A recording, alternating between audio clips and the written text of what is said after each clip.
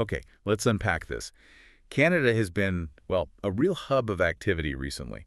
We're seeing high-stakes international diplomacy, significant domestic shifts, and some pretty serious environmental challenges, too. Yeah, it's quite a mix. Our mission here in this deep dive is basically to pull out the most important nuggets from everything that's been happening so you can get quickly up to speed on what's really shaping the nation right now. Exactly. And what's fascinating, I think, is how these events, which seem separate on the surface, actually weave together. They paint a picture of a nation, actively navigating its present and its future. Right, it's more than just headlines. Definitely going beyond the headlines here. Okay, so let's kick things off on the international stage. The G7 summit, that just happened in Kananaskis, Alberta, right, near Calgary. That's the one. You had world leaders there, obviously, including U.S. President Trump, Canadian PM Justin Trudeau, and the agenda was packed: global security. Things like the Israel-Iran situation, Russia-Ukraine.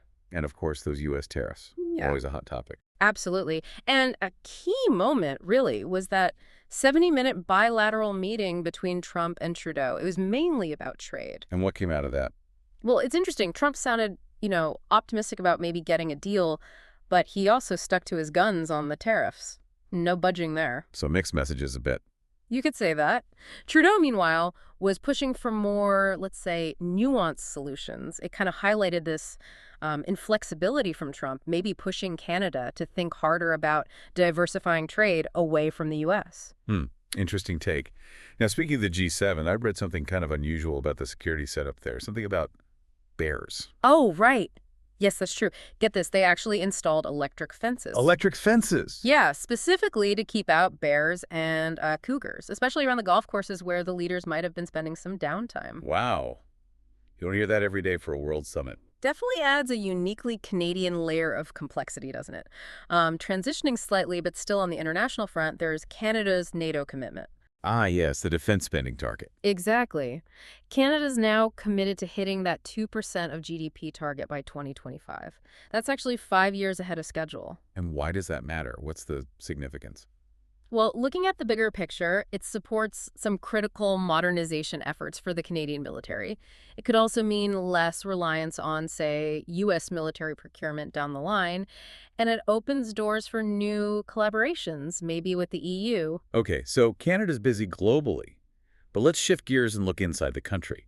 Domestically, things are happening too, like the DHL Express Canada labor dispute. Right, that had an immediate impact. Yeah, for you, the listener, this meant parcel operations just stopped. A lockout affecting 2,100 Unifor workers. And the trigger was that new Canadian law banning replacement workers, which kicked in or was about to kick in around June 20th. So that new law really changes the game in these disputes, doesn't it? Makes lockouts much riskier for companies. Absolutely. The consequences, like these service shutdowns, become much more immediate and widespread. Okay, but on a more positive domestic note, the Canada Strong Pass. Yes, that's part of the Rediscover Canada campaign. It's really aimed at boosting domestic tourism, after the hit it took during the pandemic. And what does it offer? So between June 20th and September 2nd, it gives you free admission to national parks, historic sites, national museums. Kids under 17 are free anyway, but 18 to 24-year-olds get half-price admission with this. Nice. And VIA real discounts, too. That's right. So definitely a good chance for people to explore Canada this summer. Good initiative. Unfortunately, though, we also have to talk about something less positive, the ongoing wildfire situation. Yeah, that's a critical continuing challenge. The numbers are pretty stark. As of mid-June, June 16th, there were almost, 2,000 active wildfires? Just about, yeah. Around 1,985 across provinces like Manitoba, Ontario, Saskatchewan, Alberta, Quebec, Newfoundland. And the area burned is huge, about 3.87 million hectares. It really is. And this directly impacts people's lives. We've seen evacuations, air quality alerts hitting major cities like Ottawa, Gatineau, Toronto, Montreal. It definitely raises that important question about national resilience, environmental shifts, how Canada adapts. It's a constant reality and requires ongoing strategy. And just quickly, a couple of other noteworthy things happened. We had the royal visit, King Charles III and Queen Camilla. Right. May 26th and 27th, they opened the 45th Parliament, delivered the speech from the throne. Which was the first time a reigning monarch had done that since 1977. Correct. And it was seen by some as, well, a show of support for Canadian sovereignty, especially with those U.S. trade pressures in the background. And one more quick mention, construction still ongoing for the Gordie Howe International Bridge. Yep, connecting Windsor and Detroit. They're expecting that to open later in 2025.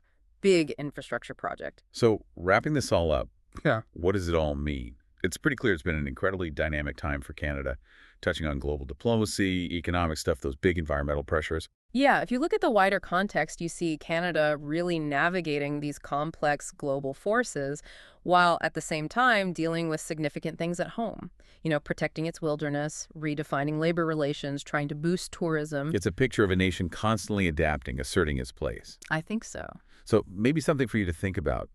How do all these different pieces, from one labor dispute right up to an international summit, how do they reflect Canada's evolving identity and its influence on the world stage? What stands out to you as the most impactful development from this deep dive?